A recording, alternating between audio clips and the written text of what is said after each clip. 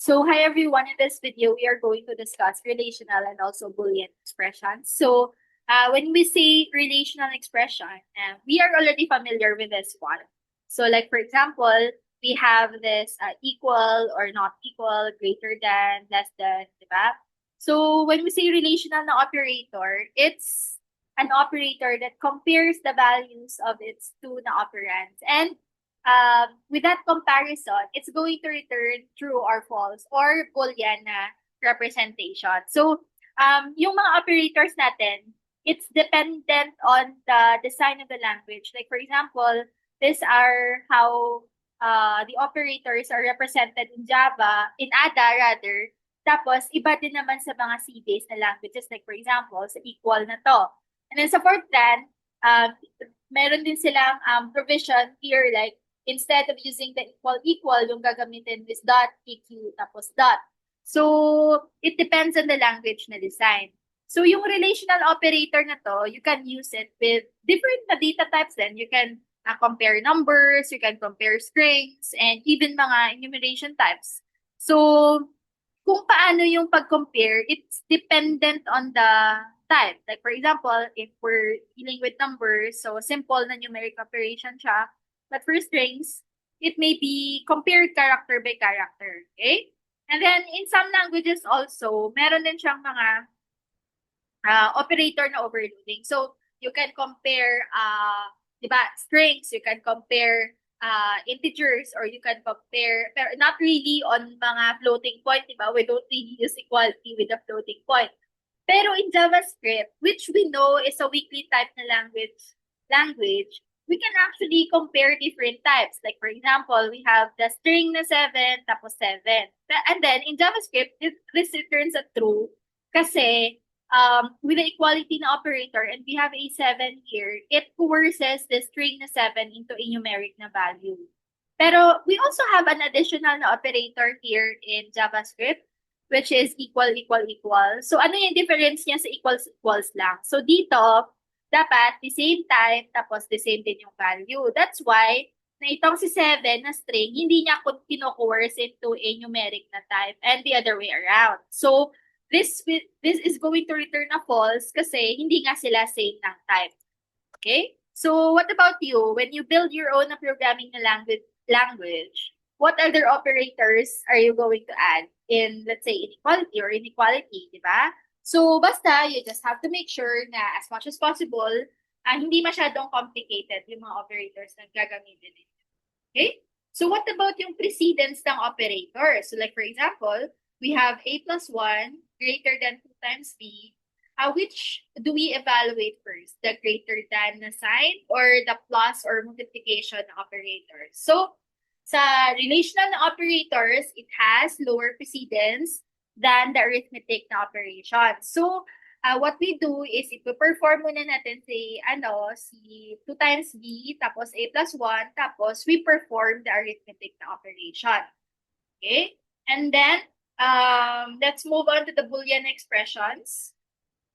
So, yung or, mostly we use the and, the or, and then the not. And then, it's mostly available sa mga languages na alam natin. Like, for example, in C, we are familiar with the and then the or, tapos the not. And then in Ada, we have explicit na and na word, or, not, XOR. And then for Fortran 90, Fortran 77, etc. Okay? So, pero paano ang precedence niya? So we have, paano yung ang precedence niya?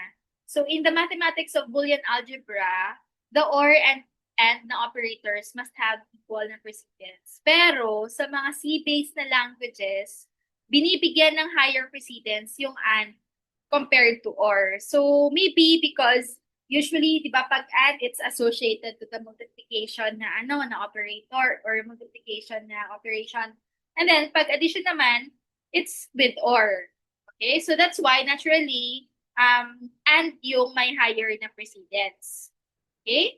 So, because Boolean expressions are, because arithmetic na expressions, rather, can be operands of relational expressions, and relational expressions can also be the operands of Boolean expressions.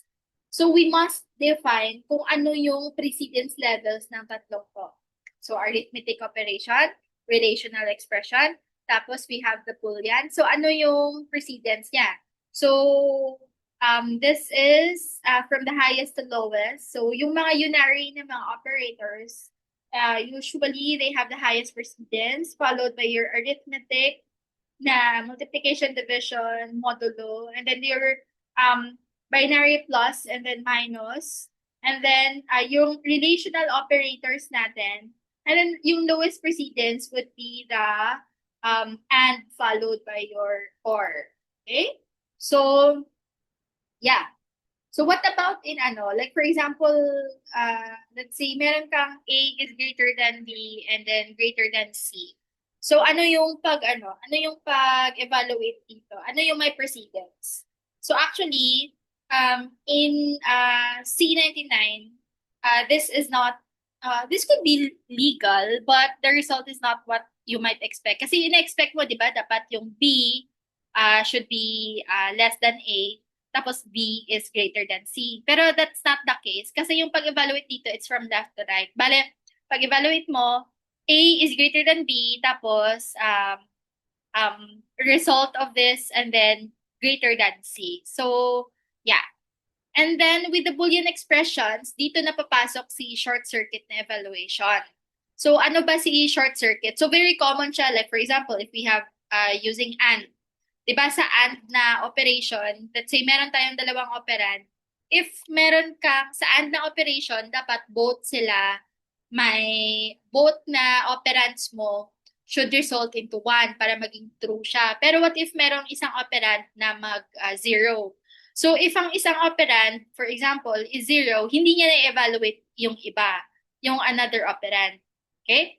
Tapos, pag or naman, di ba, pag meron ka lang isang operand na equal to 1 or true, then no need to evaluate the rest of the operands, di ba? Kasi meron ka lang isang 1 true value eh. So, that means na mag-result din naman yung operation mo into, or expression mo into true. Okay? So, to formally define yung short circuit na evaluation, it is one in which the result is determined without evaluating all of the operands on our operator. So like for example, we have 13 times A times B divided by 13 minus 1. If let's say na nag-result into 0, then technically no need to evaluate the second na operand kasi the whole expression will be 0 anyway. Okay? And then, what about for the second example? As you can see, meron tayong AND operation dito. Tapos, sa left na operand mo, it's a relational expression. And then, on the right operand, it's also a relational expression. So, if ang A is greater than or equal to 0, nag-result siya sa false, in which na magiging false lang siya if A is less than 0, then essentially, no need to evaluate the second na statement kasi 0 na ito siya. Okay? So, meron bang mga advantages yung short circuit na evaluation? So, there are a lot. Okay? Kasi, let's say, meron kang and na multiple and na operations. Tapos, meron kang isang operand lang na nag-0, yung first. Then, let's say, 10 operands, tapos puro and siya. Then, technically, yung 9 operands na yun, hindi mo na siya kailangang evaluate. Kasi, meron ka ng isang false, di ba? So, it kind of optimizes din yung, and makes the operation or expression faster. And then, let's look at this example. Index is equal to 0. Tapos, while the index is less than list length, tapos, and list of index is not equal to key, then index is equal to index plus 1. So if walang short circuit evaluation, ang itong expression na to, ang index is less than list length, kahit mag-false ito siya. And then if you continue to evaluate the second na operand, this could result into an exception or error. Kasi if kahit pag mag-false na itong expression, that means that the index could be equal to the list length or like greater than the list length na or length ng list mo, then mag-result it into out of bounds na exception itong si second na na expression, di ba? And we don't really want that. So, in some ways, meron din namang advantages itong si short circuit na evaluation. However, it could also have mga potential na mga problems. So, for example, we have A is greater than B or B plus plus is less than 3. So, what if need natin na si B na ito is it's going to be incremented, di ba? So, however, dahil sa short circuit, if A is greater than B, and then this is this is going to be uh, true, di ba? This is going to be true. If true na ito, then no need to evaluate the second one. So pag hindi na evaluate yung second one, then hindi natin mapaperform si B++. What if need natin na si B must be incremented? So itong si B, change lang siya only if A is less than or equal to B. Okay? So in short circuit na evaluation, in C++, Java, so they use short circuit evaluation for usual na Boolean operators, but also provide bitwise Boolean operators that are not short circuit na and that also OR. Okay? So yeah.